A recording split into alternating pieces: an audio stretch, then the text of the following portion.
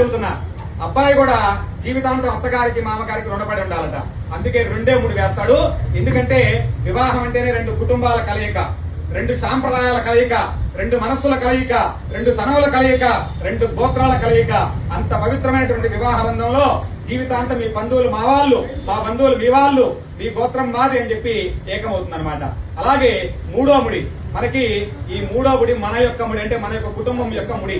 అంటే జీవితాంతం నేను నీతో పాటు కలిసి నడుస్తాను, నువ్వు నాతో పాటు కలిసి నడువు. మామూలుగా పిల్లలకి మనం ఏం చేస్తాము, పిల్లలు అమెరికా లాంటి చోట అయితే వదిలేస్తారట. కానీ మనం ఇక్కడ అలా కాదు. వాళ్ళకి మళ్ళీ వాళ్ళ పిల్లలు పెరిగి పెద్దయ్యి వాళ్ళు పెళ్లి చేసుకుని వాళ్ళకి ఇల్లు కట్టుకుని గృహప్రవేశం చేసుకునే దాకా, వాళ్ళకి పిల్లలు పుట్టేదాకా మన బాధ్యత. అందుకని ఈ 3 ముళ్ళకి పిల్లలు కూడా కానీ వదిలేయకూడదని ఈ 3వ ముడికి కూడా మేము కట్టుబడి ఉంటాము.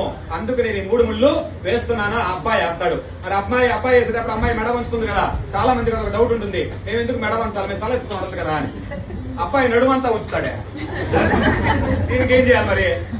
అర్థమైందా? అంటే ఈవిడ తల మాత్రమే వంచుతుంది, ఆయన శరీరాన్ని మొత్తాన్ని.